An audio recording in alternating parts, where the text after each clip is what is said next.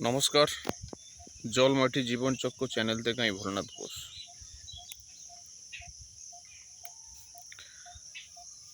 আজকে জুন মাসের 1 তারিখ।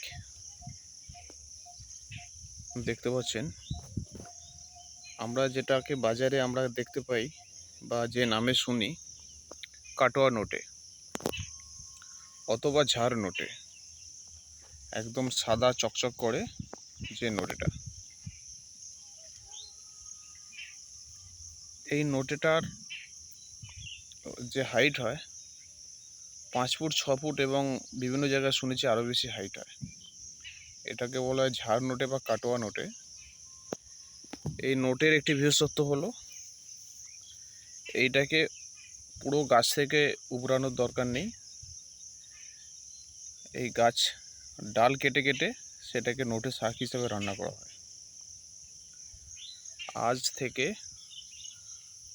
14 দিন আগে, 4-5 দিন লাগে এটা বীজ থেকে আর কি গাছ হতে, অঙ্কুর বেরোতে। এটা 14 দিনের গাছ।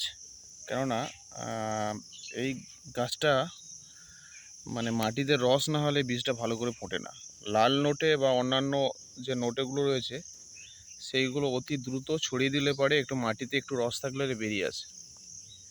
কিন্তু এটা আমার যেটা অভিজ্ঞতা, এপ্রিল মে মাসের প্রথম দিকে ছড়িয়েছিলাম, জার্মিনেশন হয়নি। কেননা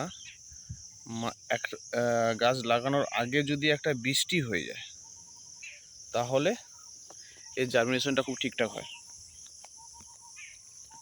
দেখতে পাচ্ছেন অসংখ্য গাছ বেরিয়ে গেছে, অসংখ্য।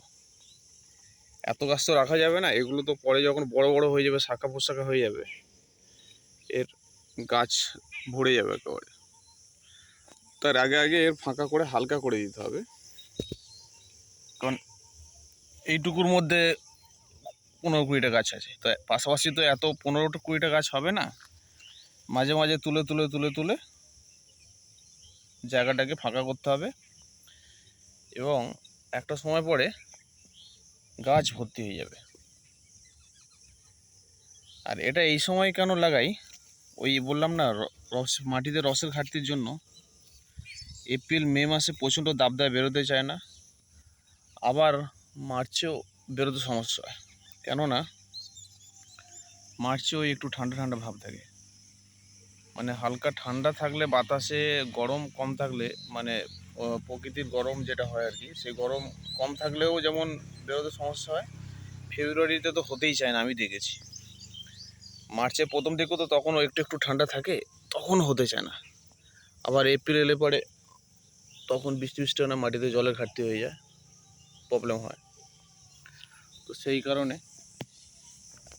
এটাই প্রবলেম চলে। তো মে মাসের শেষের দিকে যদি একটা বৃষ্টি হয়ে যায়, বৃষ্টির পরে মাটিটাকে ভালো করে ভিজিয়ে নিয়ে এই গাছটা লাগালে প্রত্যেকটা বীজ বেরিয়ে যায়। আমার বাড়ির নিজের আগের গাছের বীজ ছিল, নোটে বীজ, সেটাকে দিয়েই ছড়িয়ে দিয়েছিলাম। একদম বলা চলে 90% গাছ বেরিয়ে গেছে। এবারে যেটা করতে হবে, আর কিছুদিন পরে বর্ষা এসে যাবে। জুন মাসের 1 তারিখ। নর্থ বেঙ্গলে বর্ষা এসে গেছে অলরেডি। এবছর বর্ষা একটু অনেক আগে এসে গেছে। 26শে মে কেরলে প্রথম বর্ষা এসেছিলো। নর্থ বেঙ্গলে এসেছে 28 তারিখে। আশা করি নর্থ বেঙ্গল থেকে দক্ষিণবঙ্গে আসতে খুব বেশি সময় লাগবে না, যদি কোনো সমস্যা না হয়। তো এই হচ্ছে ব্যাপার। এর হচ্ছে কি, মাটিতে জল পড়বে, মাটিতে রস টইটুম্বুর থাকবে, এই গাছ দ্রুত বাড়বে। এটা হচ্ছে এই গাছের মেন বিশেষত্ব। তখন মাঝে মাঝে মাঝে এই জায়গা থেকে আমি কিছু নিড়িয়ে দেবো বা শাক তুলে নেব, সেই গাছগুলো দ্রুত হারে বাড়বে। সত্যি কথা বলতে কি, আমি ফার্টিলাইজার ইউজ করি, বাট এটা লাগানোর সময়ের অভাবে আমি এখনো পর্যন্ত এখানে ফার্টিলাইজার দিইনি। তো ভেতরে ভেতরে আরও ছোটো ছোটো গাছ প্রচুর হয়েছে।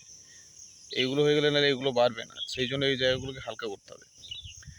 তবে আমার প্রথমে মাটিতে ডিওপি মিশিয়ে দেওয়া উচিত ছিল। যাক স্যার, দেওয়া হয়নি, কিন্তু গাছ তো সব বেরিয়ে গেছে।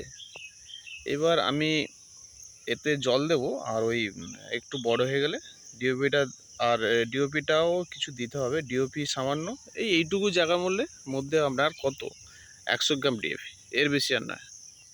কারণ প্রথমে মাটির সঙ্গে দিলে পরে আমি সেখানে আরও বেশি দিতাম, কিন্তু গাছ বেরিয়ে গেছে। কারণ ডিএপি বা ইউরিয়া যদি গাছের নিচে কোনো গাছের গোড়ায় যদি একদম বেশি পরিমাণে পড়ে যায়, গাছটাকে জ্বালিয়ে দিতে পারে। সেই কারণে অল্প অল্প করে 100 ইউরিয়া 100 ডিএপি খুব বৃষ্টি এলে পরে, বৃষ্টির আগে ছড়িয়ে দেবো। তখন গাছটা আস্তে আস্তে বাড়বে, এখনও বাড়ছে, ঠিকঠাকই বাড়ছে। বৃষ্টিটা আসুক, মেন হচ্ছে এই জল পড়লে পরেই গাছটা দ্রুত হারে বাড়তে থাকে। আর জলের ঘাটতি হলে পরে গাছটা ওই ছোটো হয়ে থাকে, মানে বেঁটে হয়ে থাকে, সহজে বাড়তে যায় না। এটা একটা গেল। আর এই গাছের রোগ নাড়া তো খুবই কম, সেই অর্থে মনে করি জলটা ঠিকঠাক দেবেন, আশা করি রোগ নাড়া কিছু হবে না। পাতা কাটার সমস্যাটা এলেও একবার একতাড়া জাতীয় কীটনাশক স্প্রে করতে পারেন, একবার কি দুবার, তার বেশি প্রয়োজন পড়ে না। এই গাছে পোকার আক্রমণটা খুব কমই হয়, এইটুকুই। মানে এই চাষটা করার জন্য মানে খুব চিন্তা ভাবনা করার প্রয়োজন নেই। গাছ যদি বীজ যদি ঠিকঠাক অঙ্কুরোদ্গম হয়ে যায়, তাহলে জানবেন আপনার 80% কাজ হয়ে গেছে। বাকি 20% হচ্ছে আপনার ওয়াটারিং, আর ওই মাঝে মধ্যে এই যে ঘাস হয়ে গেছে, ঘাসগুলোকে একটু নিড়িয়ে দিতে হবে। এর বেশি আপনার চাপ নেওয়ার প্রয়োজন নেই। ওই বৃষ্টির জল পাবে, গাছটা দ্রুত হারে বাড়বে।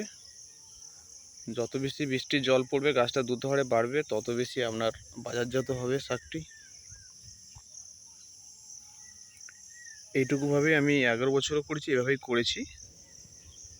আমার যেটা অভিজ্ঞতা সেটা আমি শেয়ার করেছি, তো মনে হয়েছে উন্নত চাষ ব্যবস্থায় আপনারা করতে পারেন। সেক্ষেত্রে আপনারা আরও বেশি ফার্টিলাইজার, আরও বেশি কীটনাশক, আরও বেশি পিজিআর বা যাই বলুন ভিটামিন বলুন ইউজ করতে পারেন। তবে এর একটা নির্ধারিত মূল্য থাকে তো এই শাকের।